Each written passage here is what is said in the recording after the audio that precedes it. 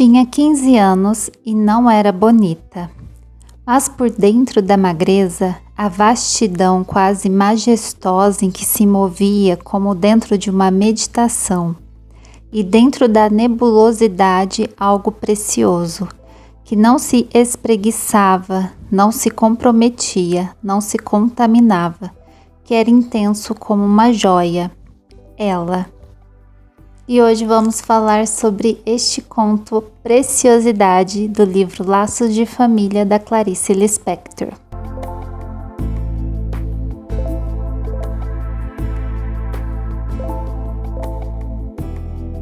Olá pessoal, sejam todos bem-vindos ao meu canal. Eu sou a Regiane e aqui falamos sobre livros. Eu confesso que eu pensei muito se eu ia gravar esta resenha, porque este conto me destruiu. Foi um dos contos mais marcantes que eu li deste livro. E ele é um conto que não tem um final muito feliz. Todos os sentimentos que você tem ao longo da leitura, todo o seu medo, o seu receio junto da personagem, eles se concretizam. Então foi um conto bem desconfortável para mim como mulher lendo. E me gerou muitos gatilhos. Eu tive uma manhã bem difícil por conta da leitura deste conto. E só agora tardinha eu consegui parar para poder gravar. Mas em momento algum eu posso dizer a mim mesma, calma, que é só um conto. Calma, é só uma história. Porque não é. É como se você lesse o relato de alguém que passou por isso. E é a nossa realidade. Vemos isso, principalmente nós mulheres, vemos isso todos os dias, a partir do momento que a gente sai de casa. A gente passa por situações assim e não é legal de ler, não é prazeroso a leitura. É só uma leitura que te lembra que a realidade é horrível. E eu vou tentar fazer a resenha dessa história. Lembrando que eu estou fazendo a leitura dos contos deste livro e a cada leitura eu trago uma resenha aqui para o canal. Vou deixar o link da playlist aí embaixo no comentário fixado para você conhecer os outros contos caso nunca tenha lido este livro. Aqui acompanhamos a história de uma garota de 15 anos, ela está prestes a completar 16 e não temos o nome dela. Ela segue uma rotina fielmente. Ela acorda bem mais cedo do que a família. Ela toma o café da manhã bem rápido, ela mal come, ela só bebe um gole de café, troca de roupa rápido e sai como se ela estivesse sempre atrasada. E ela precisa de 1 hora para chegar até a escola. Então ela pega um ônibus, depois ela pega um bonde. Até ela pegar este ônibus, ela segue por uma rua que chega na avenida em que há o ponto do ônibus. Mas a partir do momento que ela coloca os pés para fora de casa, ela desacelera. É um momento que ela gosta de andar pelas ruas vazias, por isso que ela sai bem cedo. Ela gosta de ficar devaneando e tendo as suas epifanias durante esse tempo. E se tudo dá certo, se tudo ocorre como ela quer, ela consegue abrir um sorriso. Mas ela só consegue fazer isso se ninguém olhar para ela.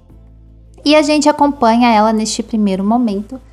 Ela entra no ônibus e é assim que é descrito.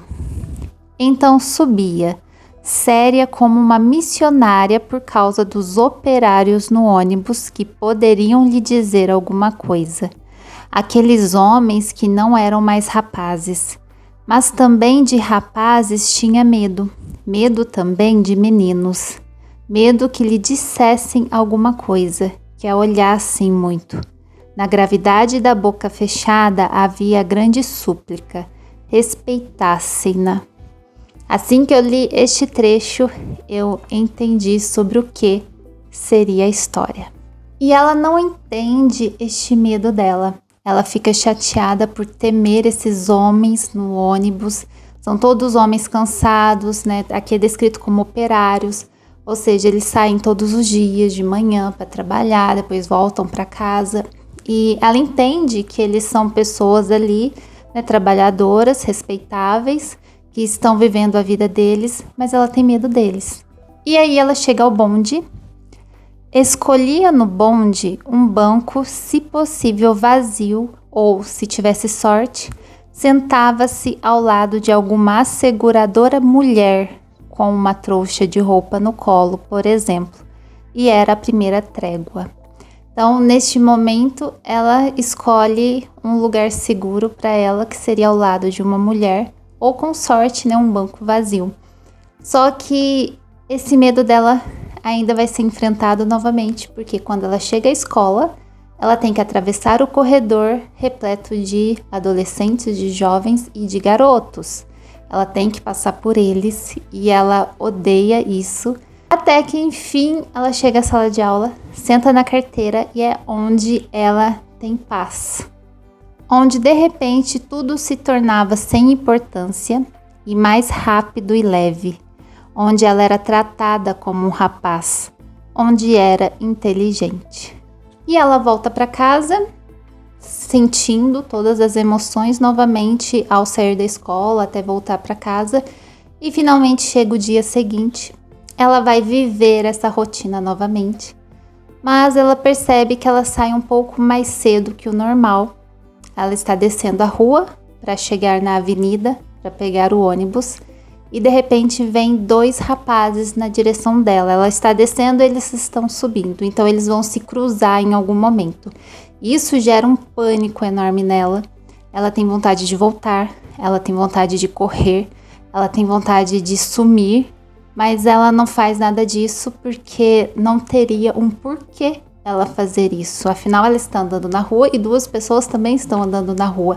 Então ela entra nessa crise. Temos um momento de epifania aqui na história, que a gente encontra em todos os outros contos da Clarice.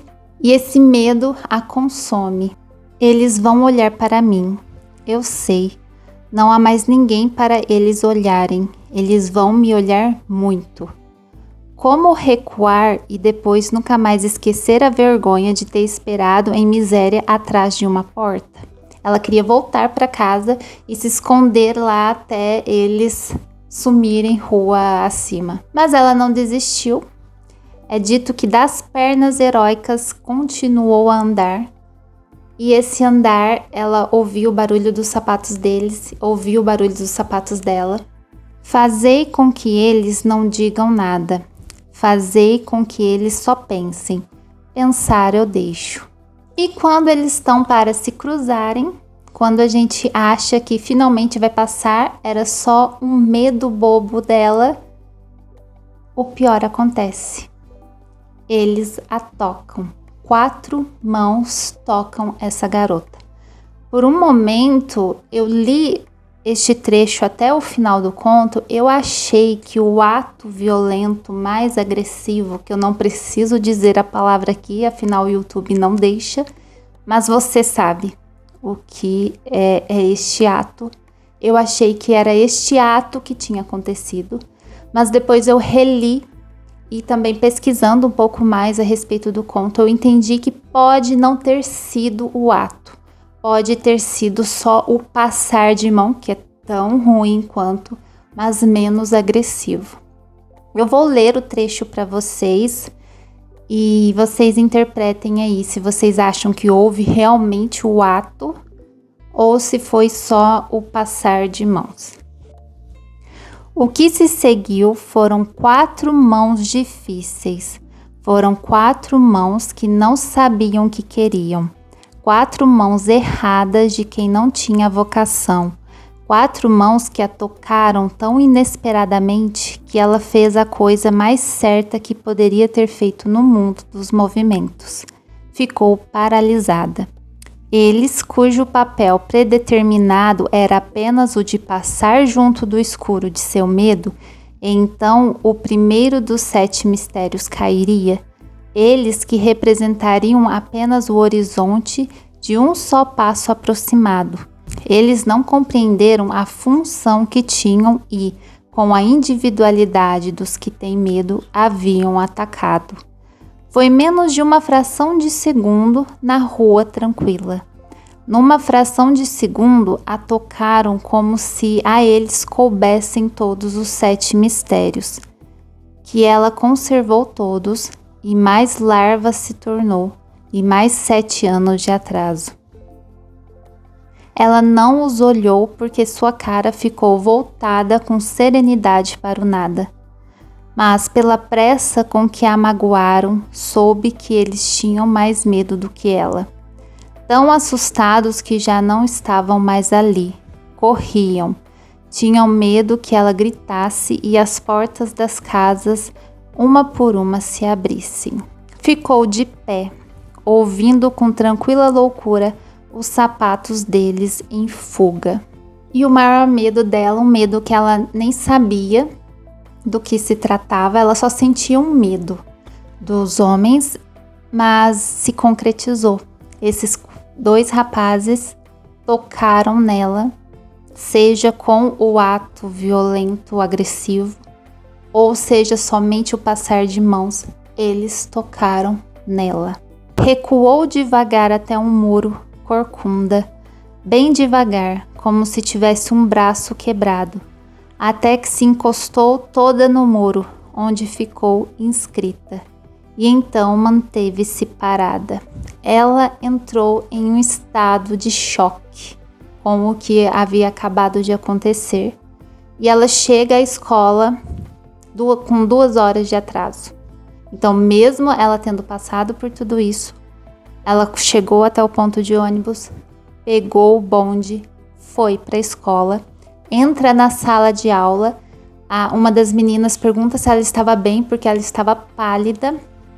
Ela diz que está tudo bem, vai para o banheiro, e no banheiro ela dá o grito de dor. Foi para o lavatório, onde, diante do grande silêncio dos ladrilhos, gritou aguda, supersônica: "Estou sozinha no mundo.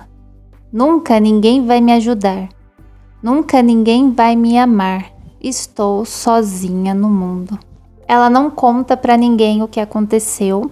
Nos é dito, por meio de um momento ali, a Clarice diz que quando ela era mais nova, jogaram nela, ela recebeu, eu não lembro ao certo, gente, mas jogaram nela um animal morto.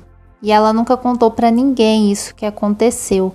Então dá a entender que ela guardar as dores dela, o que acontece com ela, era comum. É como se ela não tivesse a abertura para desabafar com alguém, como se ela soubesse que ninguém a escutaria. Então ela não conta o que aconteceu com ela. Ela segue o dia, vai para casa, e à noite ela tem um momento de angústia com a família. E ela diz o seguinte para eles à mesa do jantar: "Mas no jantar a vida tomou um senso imediato e histérico. Preciso de sapatos novos. Os meus fazem muito barulho. Uma mulher não pode andar com um salto de madeira. Chama muita atenção. Ninguém me dá nada, ninguém me dá nada."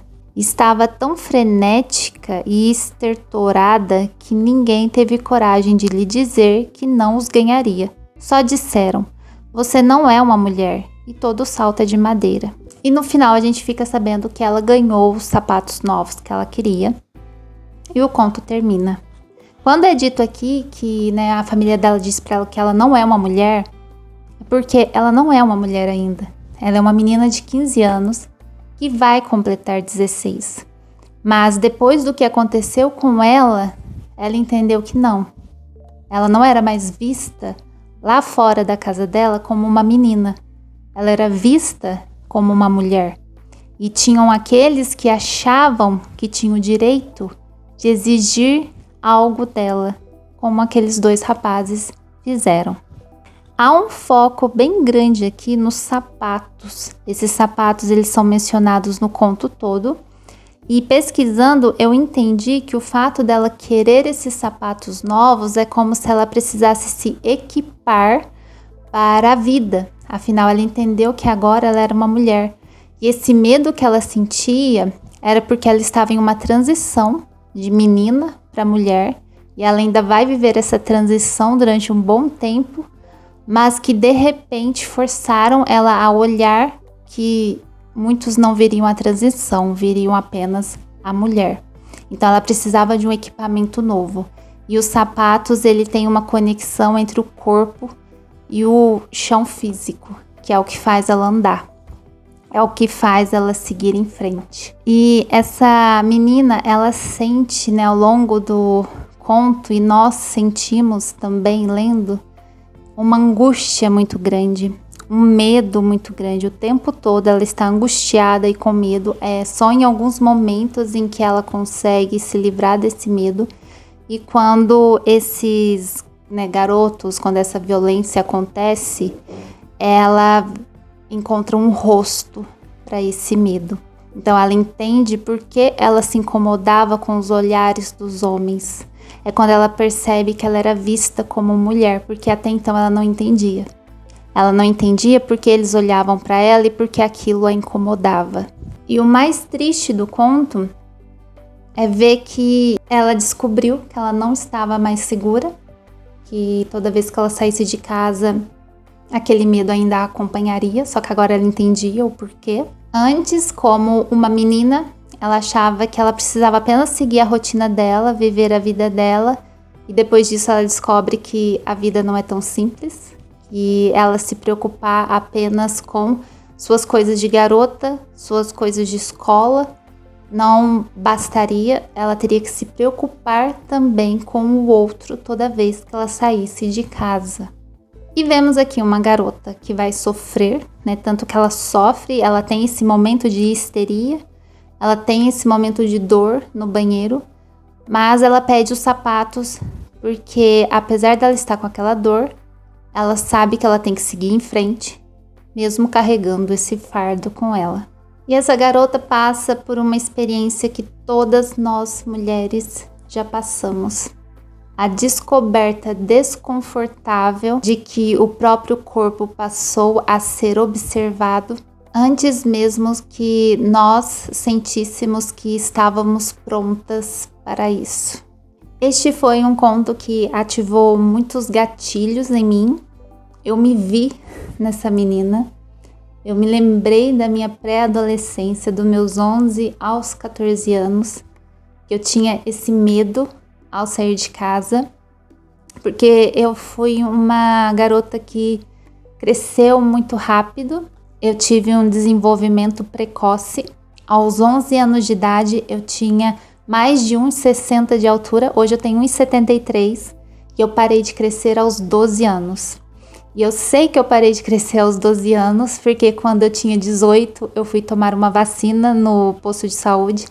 E a moça tinha lá, né, minha ficha, ela mediu minha altura, olhou a ficha lá e falou: "Nossa, mas você tem a mesma altura de quando você tinha 12 anos. Então, com 18 anos, eu já tinha 1,73. Então, aos 12, eu tinha 1,73. Então, imagina uma garota de 11 anos, 12 anos, alta, já com o corpo desenvolvido, andando na rua e sendo observada como uma mulher. Graças a Deus eu nunca passei por uma violência assim, mas o medo sempre esteve ali. Bom, é isso. Foi um conto difícil de ler, foi uma resenha difícil de fazer, mas se você já leu, comenta aí. Eu não sei se eu indico, porque como é algo que me deu muitos gatilhos, eu sei que é um conto que eu nunca mais vou ler. Mas se você não tem a sua saúde mental tão fragilizada quanto a minha, fica a dica. Se você lê, comenta aí se você já leu, se você já viu alguma informação a respeito dessa história também, comenta aí. Se inscreva no canal, curta o vídeo e nos vemos nos próximos vídeos. Um beijo e tchau, tchau.